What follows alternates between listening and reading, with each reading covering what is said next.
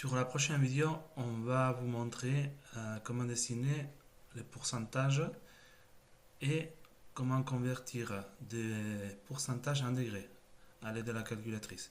Donc je vais commencer par partager mon écran et j'arrive sur ma planche à dessin. Donc j'arrive sur ces dessins-là.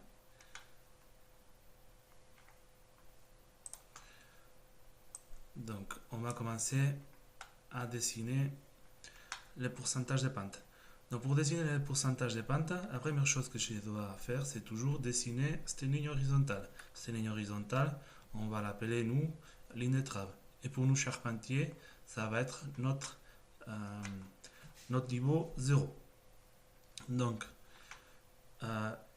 pour dessiner une pente, à savoir que la base, en pourcentage, la base, ça doit être toujours d'un mètre. Donc pour dessiner une pente à 33%, donc première chose à faire, c'est dessiner, comme je dis, la ligne bleue, la ligne de trave, et je dessine une ligne verticale. Mon point d'origine, c'est le point rouge. Donc une deuxième à 1 mètre, qui est déjà dessiné, c'est celui-là, avec les symboles d'axe. Et ensuite, je commence à dessiner les différents pourcentages de pente. Donc, pour dessiner une pente à 33%, si j'ai une base de 1 mètre, je veux monter de 33 cm.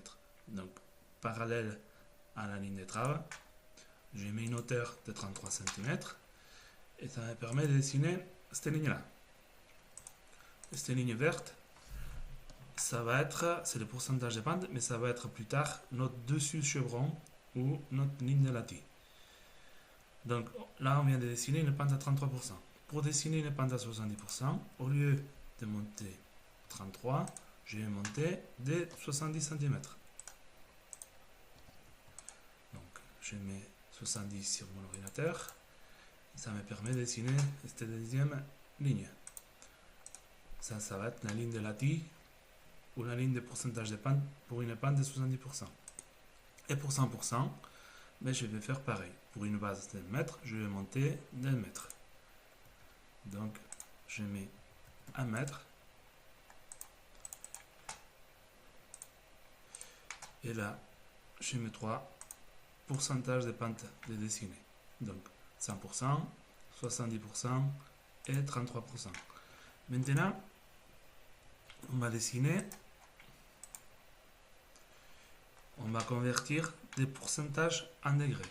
Donc pour convertir une pente des pourcentages en degrés, première chose, avant de commencer à convertir, si j'ai une base d'1 mètre et je monte d'1 mètre, mon angle ici va être de 45 degrés.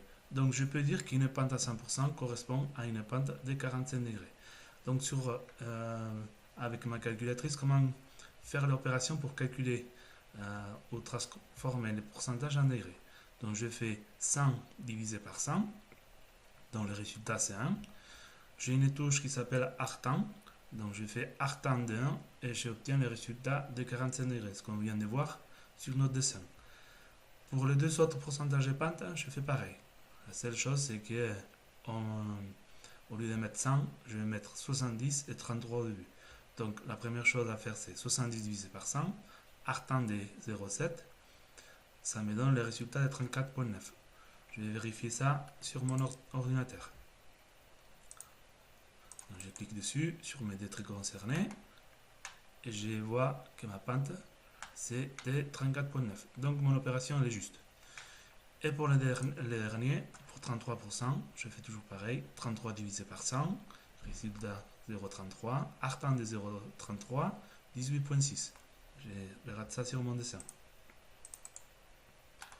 Donc, ça correspond avec mon calcul. Donc là, on vient de convertir les pourcentages en degrés. Comment j'ai fait des degrés en pourcentage?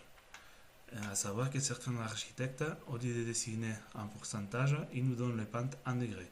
Donc, c'est important de savoir de convertir les degrés en pourcentage. La touche, au lieu d'être arctan, c'est dans ce cas-là, la touche sur ma calculatrice, ça va être tangente.